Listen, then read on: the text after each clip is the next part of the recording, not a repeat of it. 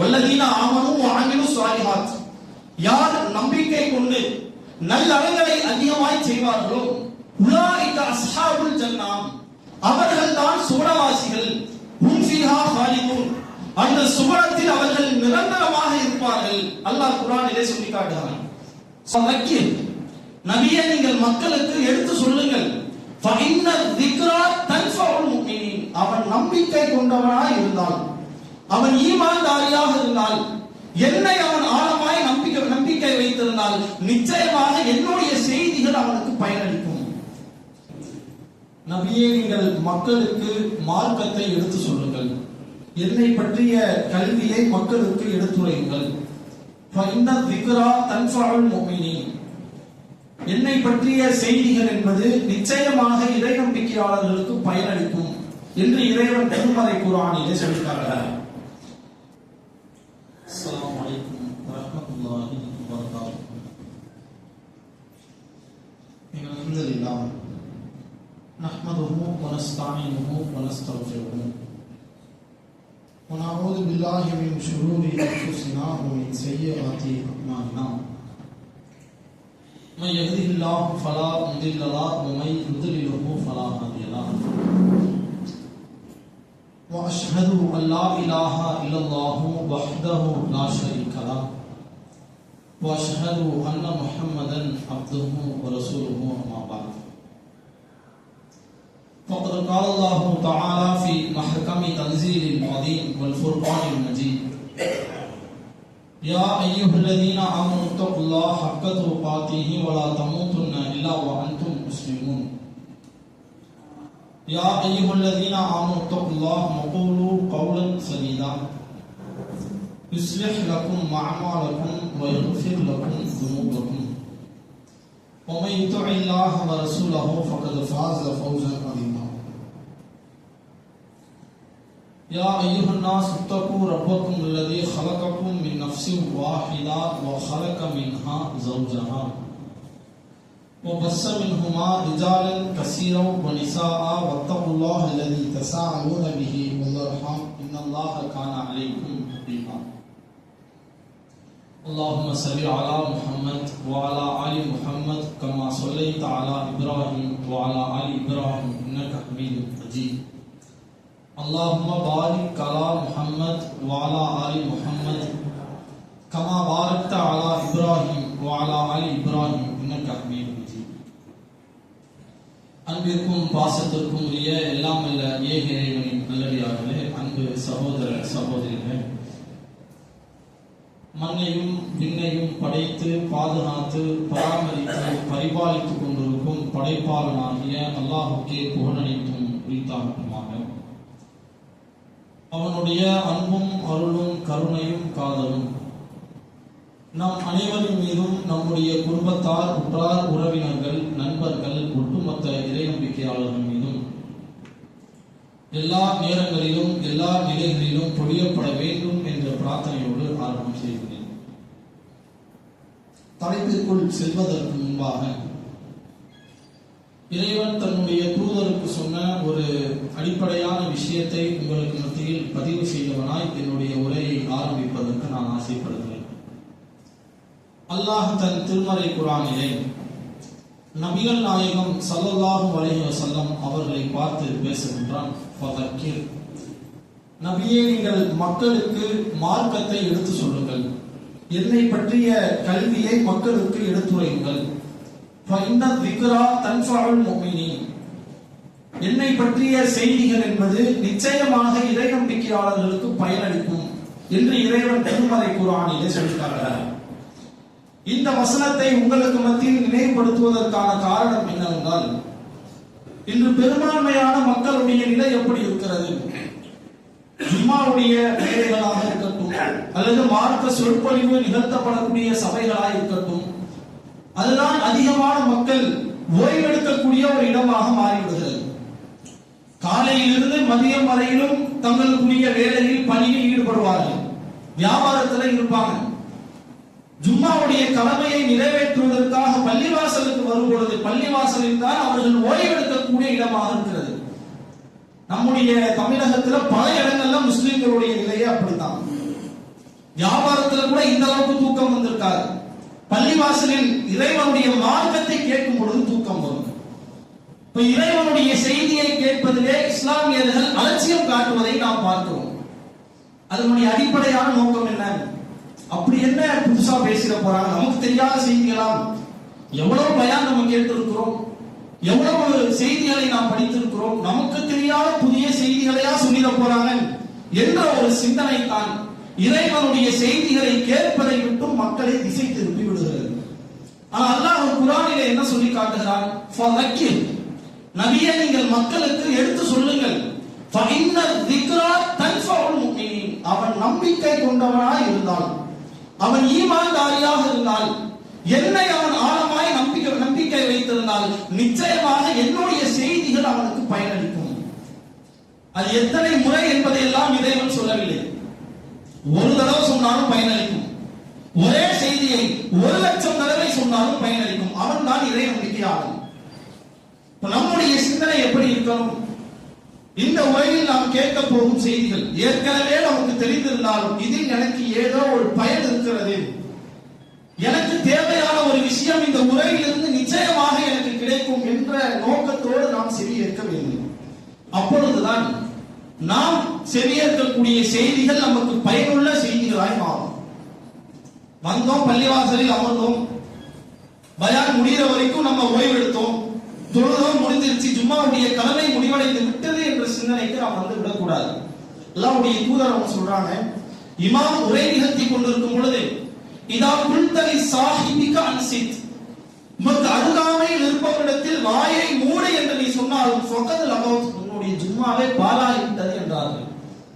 பக்கத்துல ஒருத்தன் பேசிக்கிட்டு இருப்பான், பேசாததான் அமைதியா ஜும்மா முடிஞ்சு போயிடுச்சு.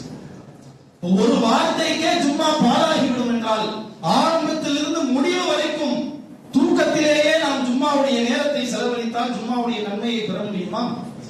இதை நாம் நம்முடைய மனதிலே ஆழமாய் பதிய வைத்து, இந்த ஜும்மாவில் மாத்திரம் அல்ல, இதற்கு பிறகு எத்தனை ஜும்மாக்களை நாம் அடைகிறோமோ அந்த எல்லா உரைகளிலும் சொல்லப்படக்கூடிய செய்தியை நாம் ஆழமாய் கவனிக்க வேண்டும், அதை செவியேற்க வேண்டும். நாம் கேட்ட செய்திகளை நம்முடைய வாழ்க்கையில் நாம் செயல்படுத்த வேண்டும். அப்பொழுதுதான் அது ஒரு பயனுள்ள கல்வியாய் நமக்கு அமைந்திருக்கும். உண்மையான இறை நம்பிக்கையாளர்களாய் நம்முடைய வாழ்க்கையை அமைத்துக் கொள்ள முடியும். அதற்கு இறைவன் நமக்கு உதவி செய்ய வேண்டும் என்ற பிரார்த்தனையோடு என்னுடைய ஜும்மாவின் உரையினை நான் ஆரம்பம் செய்கின்றேன். அன்பார்ந்த ஏக இறைவனின் நல்லடியார்களே, இந்த உலகத்தில் எத்தனையோ மதங்கள், மார்க்கங்கள், சித்தாந்தங்கள் இருந்தாலும் வணக்கத்திற்கு தகுதியானவன் அல்லாஹ் ஒருவன் தான். அவனை தவிர வேறு இறைவன் இல்லை என்ற இந்த சத்தியத்தை ஏற்றுக்கொண்ட சத்தியவாதிகளாய் நாம் பயணித்துக் கொண்டிருக்கிறோம். நம்முடைய வாழ்நாள் லட்சியம் என்ன?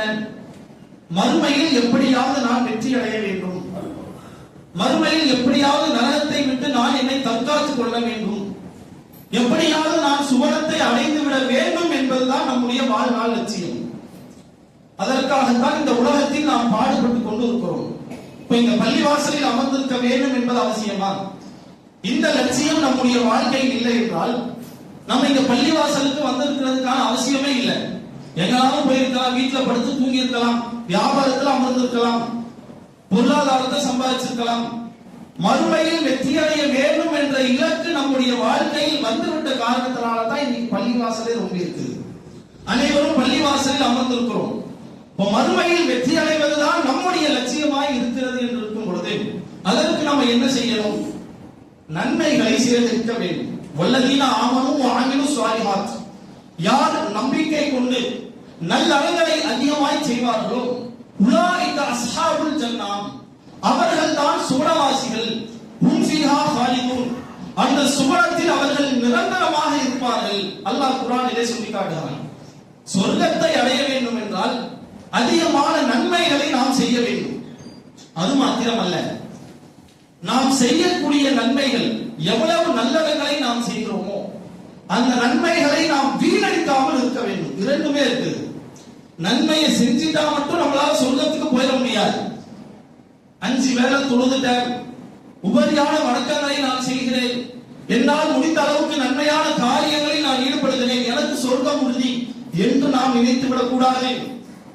நாம் செய்த நன்மைகளை நாம் நாசமாக்காமல் பாழாக்கி விடாமல் இருக்க வேண்டும். அப்போதான் சொல்லுவோம். நன்மைகள் நாசமாகி விடுமா? நாம் செய்யக்கூடிய நன்மைகள் பாழாக்கப்படுமா? ஆமாம். நாம் செய்கின்ற நன்மைகள் நிச்சயமாக சில காரியங்களால் அது வீணாகி விடுவதை நாம் பார்க்கிறோம். அல்லாஹ்வும் அல்லாஹ்வுடைய தூதரும் நமக்கு சொல்லித்தரான். ஒருவன் செய்யக்கூடிய நல்லவர்கள் எப்பொழுது பாழாகி விடுகிறது? இறைவன் தன்னுடைய திருமறை குர்ஆனிலே மிக முக்கியமான ஒரு விஷயத்தை நமக்கு எடுத்து சொல்றான். யாரேனும் ஒருவர் இறைவனுக்கு நன்றி கெட்டத்தனமாய் நடந்து கொண்டால், அல்லாஹ்விற்கு நன்றி மறந்தவனாய் அவன் வாழ்ந்தால், நிச்சயமாக அவனுடைய நற்காரியம் அழிந்துவிடும். நன்றி கெட்டத்தனத்திலேயே ரொம்ப மோசமானது என்ன? அல்லாஹ்விற்கு இணை வைப்பது. இறைவன் திருமறை குர்ஆனிலே சொல்லி காட்டும் பொழுது அல்லாஹ்வுடைய தூதரை பார்த்து இறைவன் பேசுகிறான். லகின் அஷ்ரக்த லயஹ்பதுன்ன அமலுக் வலதகூனன்ன மினல் ஹாசிரீன். நபியே, நீங்கள் இணை வைத்தாலும் உங்களுடைய நற்காரியங்கள் நாசமாகிவிடும். தூதரை பார்த்து அல்லாஹ் பேசுகிறான். அல்லாஹ்வுடைய தூதராய் நீ இருக்கலாம். மறுமை நாளிலே சய்யிது வலதில் ஆதம், ஒட்டுமொத்த உலக மக்களுக்கும் தலைவராய் நீங்கள் இருக்கலாம். ஹாத்தமுல் அன்பியா, நபிமார்களுடைய முத்திரையாய் நீங்கள் இருக்கலாம். இருந்த போதிலும் நீங்கள் இணை வைத்தாலும் லயஹ்பதுன்ன அமலுக், உங்களுடைய நற்காரியங்களும் நிச்சயமாக அழிந்துவிடும். தூதருக்கு அல்லாஹ் கொடுத்த எச்சரிக்கை. நம் அனைவரும் தற்பொழுது நேர்வழியில் இருக்கிறோம் என்றால் அதற்கு அல்லாஹ்வுடைய தூதரின் பிரச்சாரம் தான் பெரும் பங்கை வகித்தது. அல்லாஹ்வுடைய நாட்டம் ஒண்ணு. பல தியாகங்களுக்கு மத்தியில் அல்லாஹ்வுடைய தூதர் மார்க்கத்தை நமக்கு எடுத்துரைத்ததால்தான் இன்னைக்கு இத்தனை கோடி பேர் முஸ்லிம்களாய் வாழ்கிறோம். அந்த தூதரை பார்த்து இறைவன் பேசுகிறான். நீங்கள் இணை வைத்தால் உங்களுடைய நற்காரியங்கள் முடிஞ்சிருச்சு. இணை வைப்பதை அல்லாஹ் ஒருபொழுதும் ஏற்றுக்கொள்ள மாட்டான்.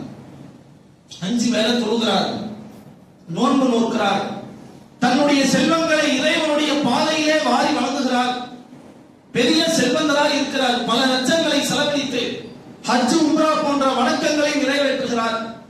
எல்லாத்தையும் முடிச்ச பிறகு தர்காவுல போய் ஒரு துவாவை போட்டாருன்னா முடிஞ்சு போயிடுச்சு. எல்லா நன்மையும் பாழாகிவிடும்.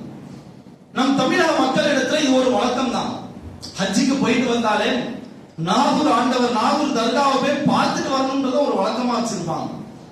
வீட்டுக்கு கூட வர மாட்டாங்க. ஹஜ்ஜு முடிச்ச கையோட நாகூருக்கு போய் அந்த தர்காவில் போயிட்டு ஏதாவது கேட்டுட்டு வீட்டுக்கு வந்தாலும் அவங்களுக்கு ஹஜ்ஜே பூர்த்தியான மாதிரி. எப்படி ஹஜ்ஜுடைய நன்மை கிடைக்கும்? நீங்கள் இணை வைத்தால் உங்களுடைய நற்காரியங்கள் நாசமாகிவிடும். இது ஒரு விஷயம்.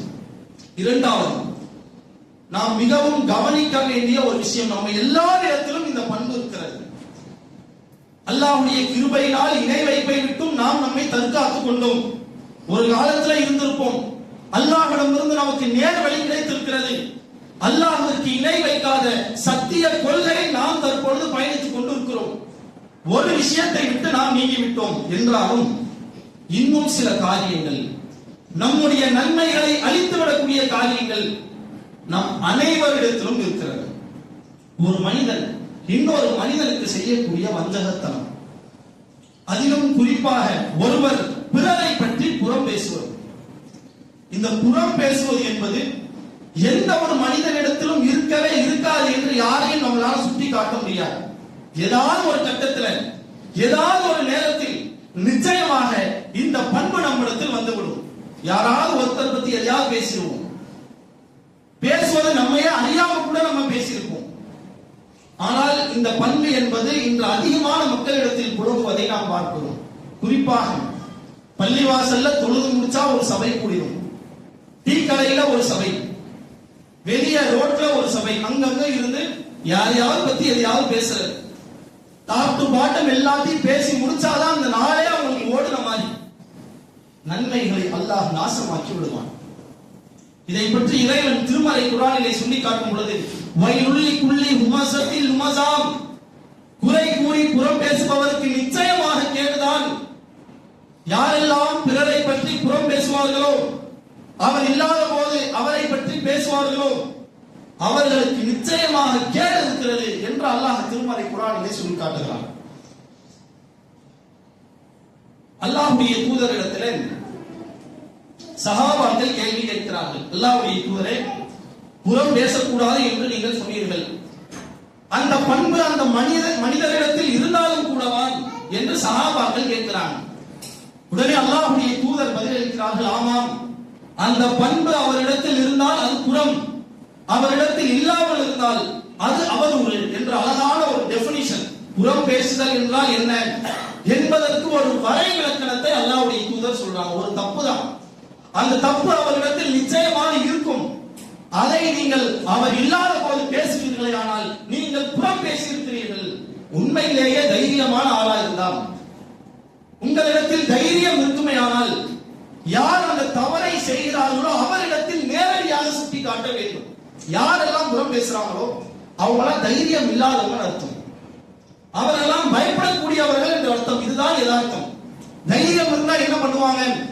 யார் அந்த தவறை செய்வார்களோ அவரிடத்தில் நேரடியாக சுட்டி காட்டுவார்கள். அதற்கான தைரியம் இல்லை.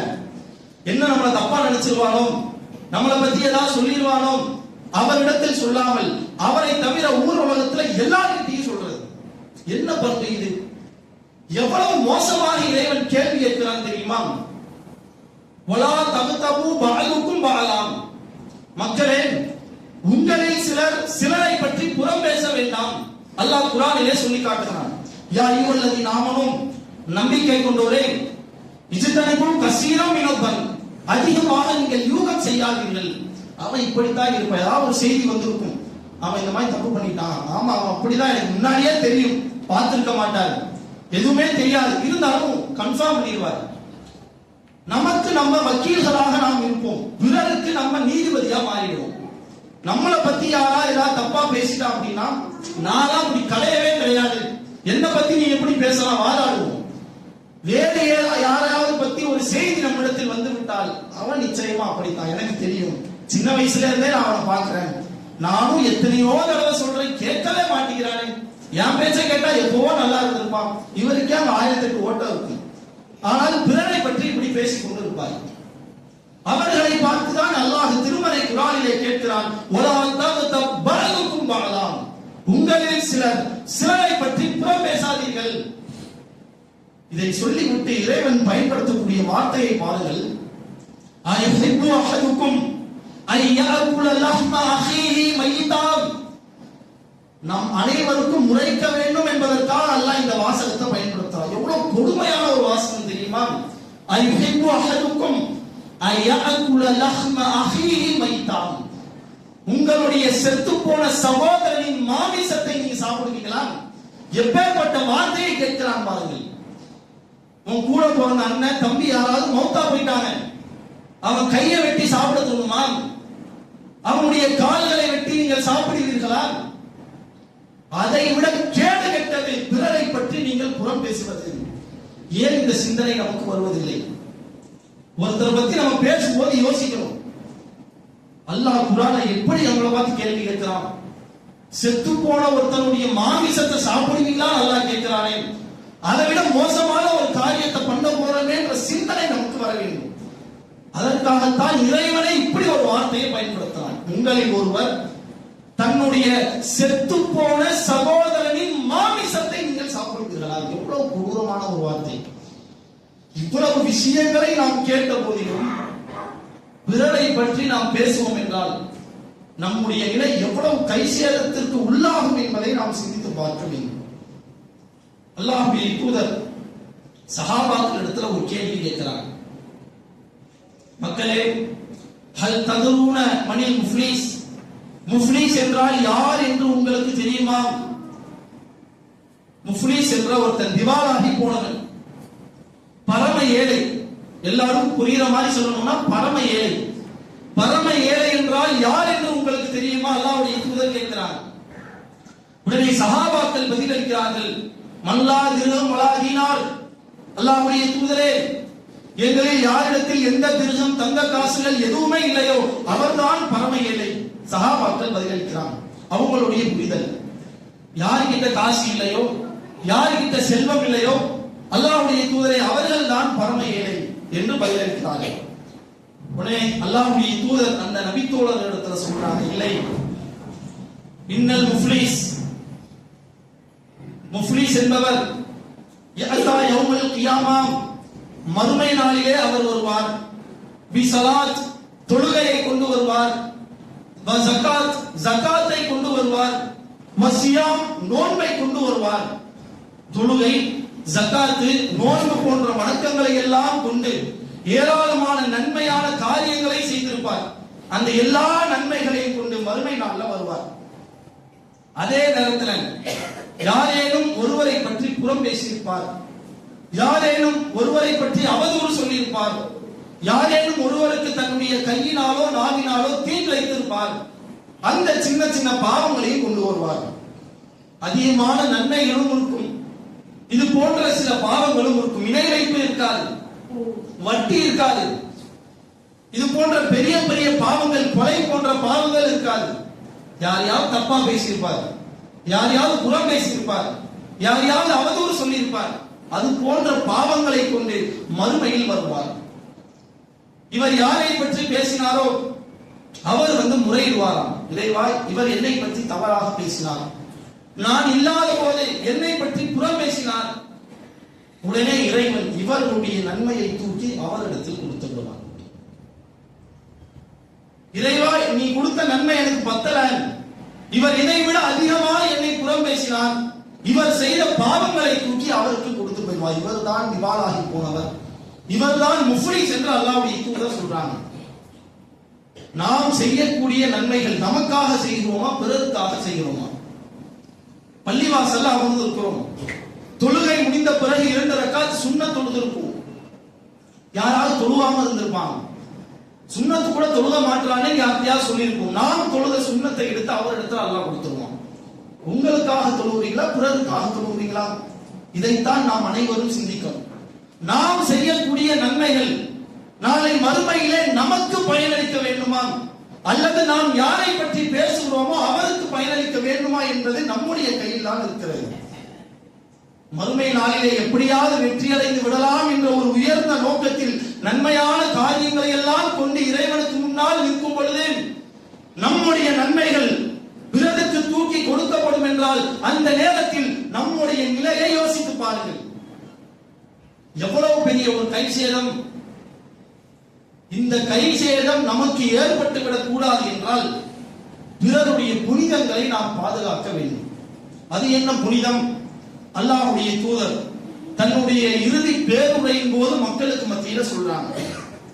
ஹஜ்ஜத்துல் விதாவிலே அல்லாஹ்வுடைய தூதர் ஒட்டுமொத்த மக்களுக்கும் உரை நிகழ்த்தி கொண்டிருக்கும் பொழுது ஒரு அற்புதமான விஷயத்தை உலகத்திற்கு அறியும் வகையிலே அல்லாஹ்வுடைய தூதர் எடுத்துரைக்கிறார்கள்.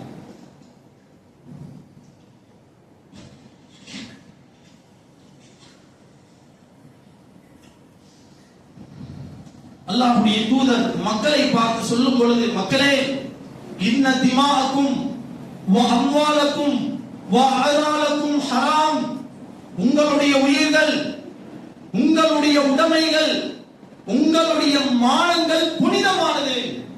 எப்படி சொல்றாங்க பாருங்க, உங்களுடைய உயிர் புனிதம், உங்களுடைய உடைமைகள் புனிதம், உங்களுடைய மானங்களும் புனிதம். நாம் ஒருவரை பற்றி புறம் பேசுகிறோம் என்றால் புனிதத்தை நாம் பாழ்படுத்துகிறோம். எப்பேற்பட்ட புனிதம் தெரியுமா?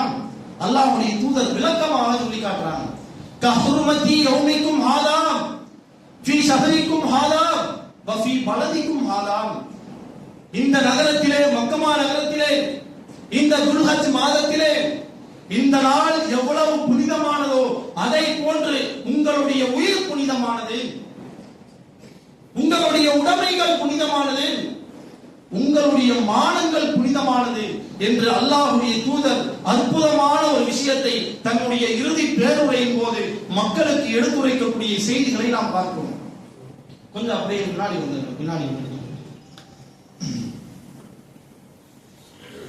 பிறரை பற்றி நாம் தவறாக பேசுவது, புறம் பேசுவது என்பது அவருடைய புனிதத்தை நாம் பாழ்படுத்தக்கூடிய பாரதூரமான காரியம் என்பதை நாம் நம்முடைய மனதிலே ஆழமாய் பதிய வைக்க வேண்டும். அந்த புனிதத்தை பாதுகாக்கக்கூடிய காரியத்துல தான் நம்ம ஈடுபடணும். அல்லாஹ்வுடைய தூதர் ஸல்லல்லாஹு அலைஹி வஸல்லம் அவங்க சொல்றாங்க, மன் சதர முஸ்லிமன், யார் முஸ்லிமான ஒருவர் செய்யக்கூடிய சின்ன தவறை மறைத்து விடுகிறாரோ, அது தவறுனா அவரிடத்துல எடுத்து சொல்லி தப்பு பண்றீங்க அப்படின்னு அவருக்கு எடுத்து சொல்லலாம். ஊருக்கே பரப்பாம அனைவருக்கும் வெளியே தெரியாமல் மறைக்கக்கூடிய காரியத்தை ஒருவர் செய்தால் சத்தரல்லாஹு லஹு, அவருக்காக மறுமை நாளிலே அவருடைய பாவத்தை அல்லாஹ் மறைக்கிறான் என்றார்கள் நபிகளார். ஒருத்தர் தவறான ஒரு காரியத்தை செய்கிறார், தவறுன்னு அவருக்கு நீங்க எடுத்து சொல்றீங்க, வேற யாருக்கும் அந்த செய்தி வெளியே போகல. இப்படி ஒருவருடைய தவறை குறையை நாம் மறைப்போமே, ஆனால் நாம் செய்த பாவங்களை குறைகளை தவறுகளை மறுமை நாளிலே அல்லாஹ் மறைக்கிறான். ஒருவருடைய புனிதத்தை பாதுகாத்தால் அல்லாஹ் நமக்கு எவ்வளவு பெரிய பாக்கியத்தை கொடுக்கிறான் பாத்தீங்களா? இந்த விஷயத்தை நாம் நம்முடைய வாழ்க்கையில் செயல்படுத்த வேண்டும். தன்னுடைய இறுதி பேருரையின் போது அல்லாஹ்வுடைய தூதர் ஏராளமான விஷயங்களை நமக்கு சொல்லியிருந்தார்கள். இந்த டாபிக்கை இன்னைக்கு நம்ம முக்கியமா பேசுற காரணம் என்னன்னா, நம்முடைய ஜமாத் சார்பாக தொடர்ச்சியாக 10 மாத காலம் அண்ணல் நபியே அழகிய முன்மாதிரி என்ற இந்த செயல் திட்டம் கீழாக ஏராளமான மார்க்க பணிகளை, சமுதாய பணிகளை, மக்களுக்கு பிரச்சார பணிகளை நாம் செய்து கொண்டிருக்கிறோம்.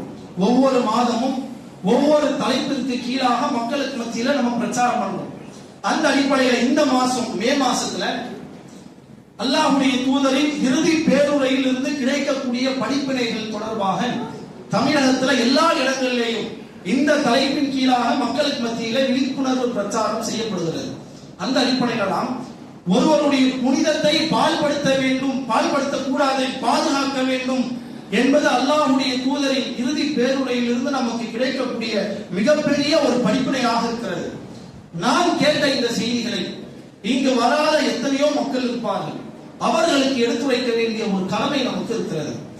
இந்த செயல் திட்டம் கீழாக நம்மால் எவ்வளவு பிரச்சார பணிகளை, அழைப்பு பணிகளை செய்ய முடியுமோ, மக்களுக்கு மார்க்கத்தை எடுத்துரைக்க முடியுமோ, அந்த அளவிற்கு நாம் நமக்கு தெரிந்த செய்திகளை பிறருக்கு நாம் எடுத்துரைக்க வேண்டும்.